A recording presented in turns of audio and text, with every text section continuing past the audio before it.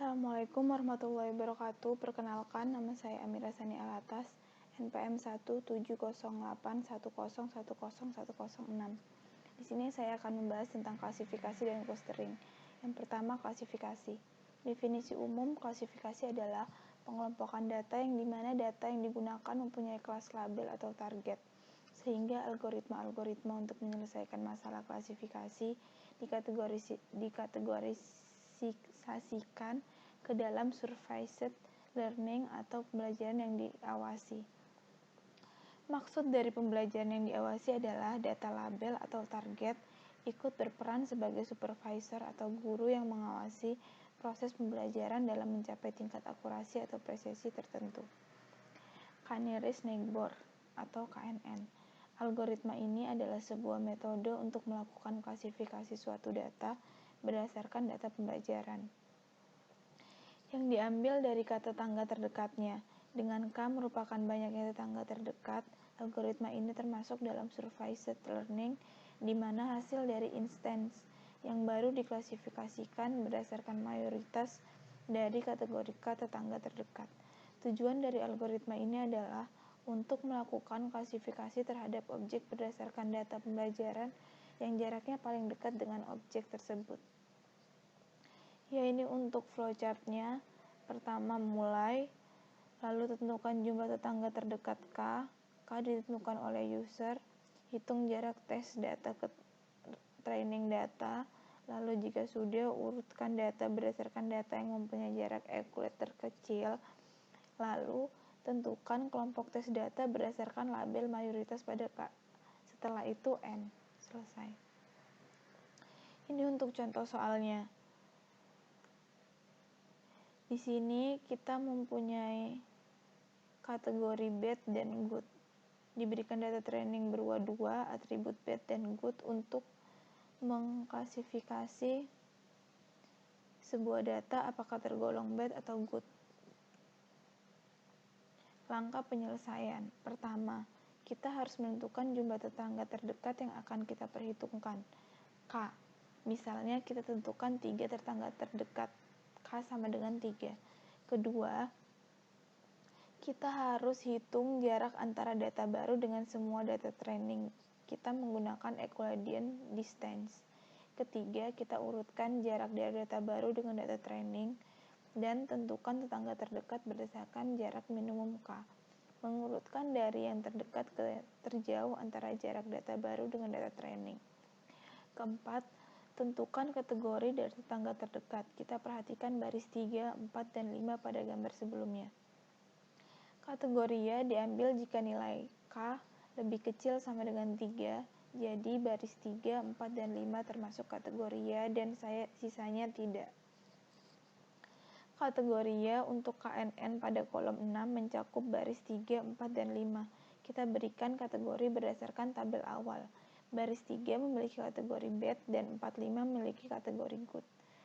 Kelima, gunakan kategori mayoritas sederhana dari tetangga yang terdekat tersebut sebagai nilai prediksi data yang baru. Data yang akan digunakan sebagai berikut. Ini untuk contoh datanya.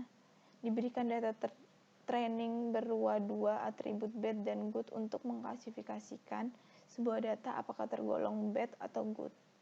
Kita diberikan data baru yang akan kita klasifikasikan, yaitu X sama dengan 3 dan Y sama dengan 5. Jadi termasuk klasifikasi apa data baru ini, bad atau good. Selanjutnya, kita hitung jarak antara data baru dengan semua data training, lalu kita urutkan jarak dari data baru dengan data training untuk menentukan tetangga terdekat berdasarkan jarak minimum K.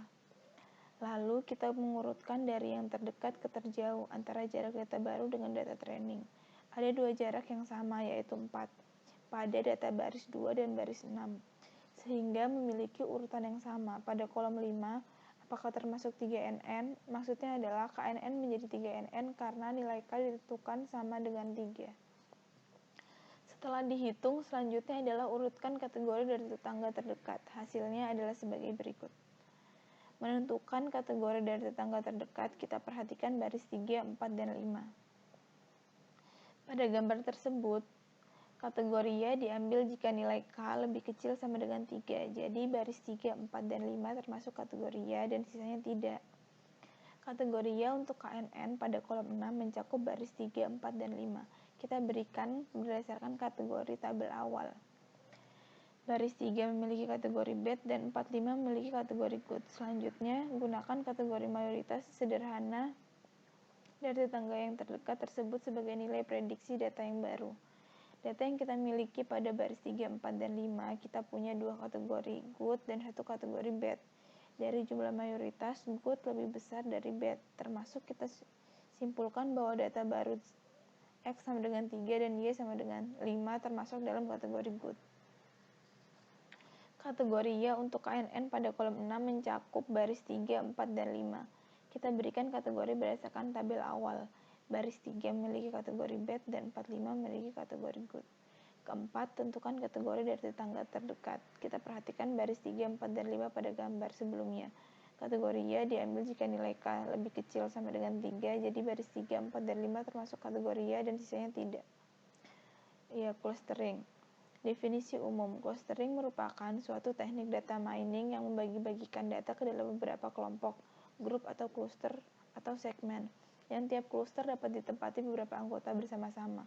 Pada dasarnya, clustering merupakan suatu metode untuk mencari dan mengelompokkan data yang memiliki kemiripan karakteristik atau similarity antara satu data dengan data yang lain. Ada 2 jenis metode clustering yang digunakan dalam pengelompokan data, yaitu hierarchical clustering dan non-hierarchical clustering.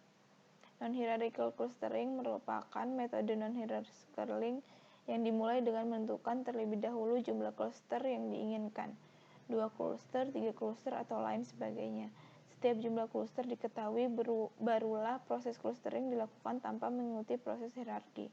Metode ini biasanya disebut dengan K-means clustering. K-means clustering merupakan salah satu metode data clustering non-hierarki yang mengelompokkan data dalam bentuk satu atau lebih cluster atau kelompok. Data-data yang memiliki karakteristik yang sama dikelompokkan dalam satu clustering, dan data yang memiliki karakteristik yang berbeda dikelompokkan dalam satu clustering yang lain, sehingga data yang berada dalam satu cluster memiliki tingkat variasi yang kecil.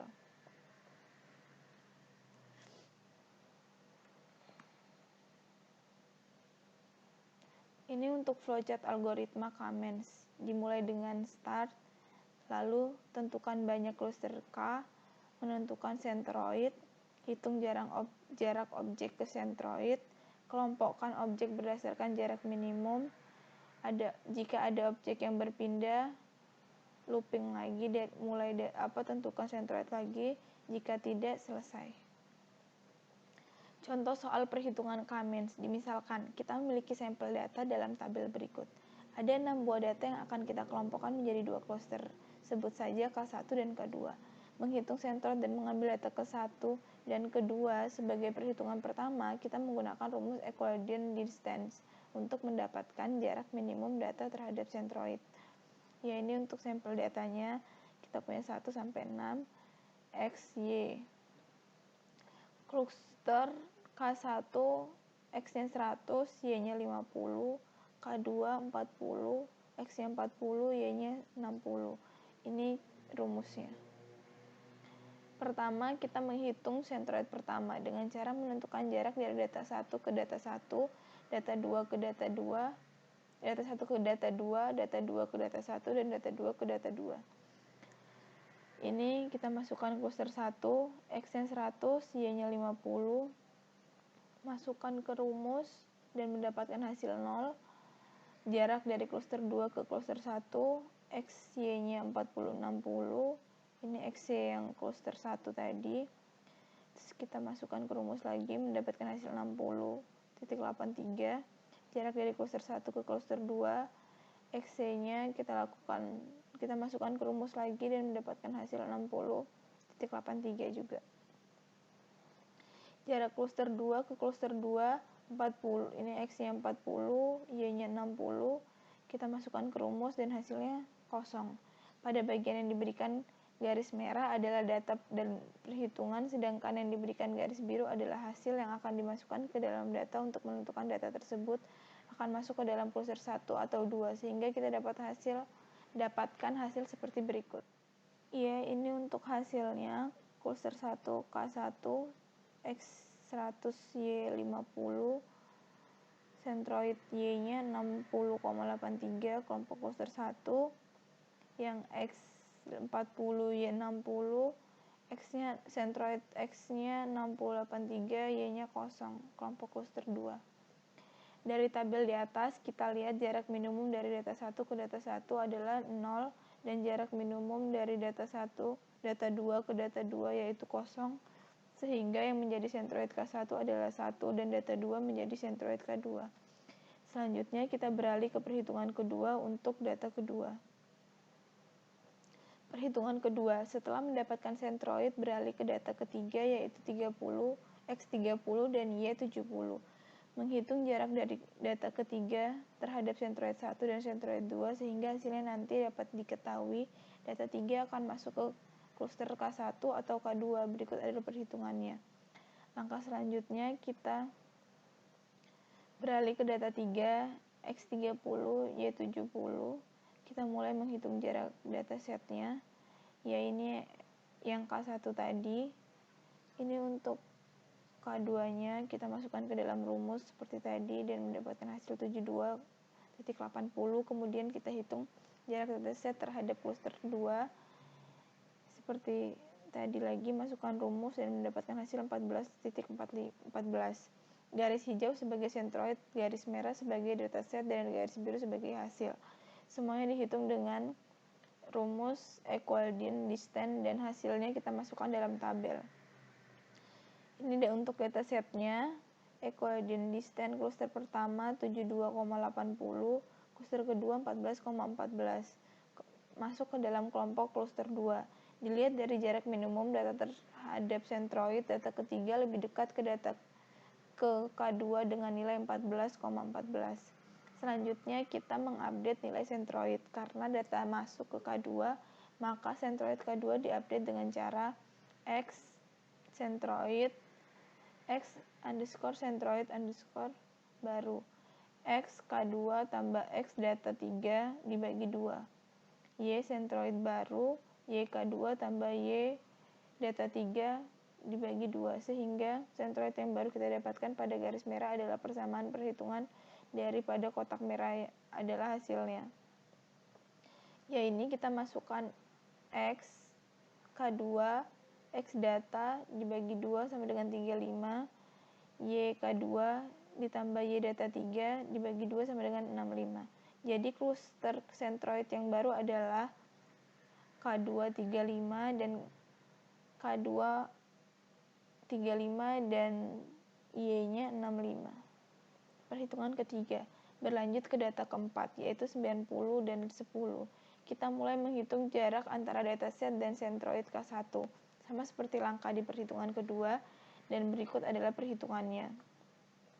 Kita masukkan XY-nya 90,10, lalu kita masukkan ke dalam rumus tadi, dan mendapatkan hasil 41.23. Kemudian dihitung jarak antara dataset dan sentroid K2, berikut ini adalah perhitungannya. Ya, ini kita masukkan sentroid yang baru 35,65, lalu datasetnya 90 dan 10. Kita masukkan menggunakan rumus yang tadi lagi dan mendapatkan hasil 77,78. Dari kedua perhitungan jarak dataset ke-1 dan K2 didapatkan hasil sebagai berikut. Dataset 90 dan 10 mendapatkan cluster 1 41,23, cluster 2-nya 77,78 masuk ke dalam kelompok cluster 1. Dari hasil data di atas kita mendapatkan jika dataset keempat masuk ke dalam cluster 1, jadi seperti langkah sebelumnya kita update kembali sentroid K1 dengan K3. Ya, ini kita update datanya K1 Y 100 dan 90 dibagi 2 mendapatkan hasil 95. Lalu ininya 50 tambah 10 dibagi 2 sama dengan 30.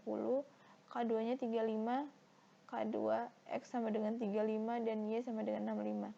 Jadi cluster sentroid yang baru adalah K1 95, K2 30, K1 K1 X-nya 95, K1 Y-nya 30, K2 X-nya 35, dan K2 Y-nya 65.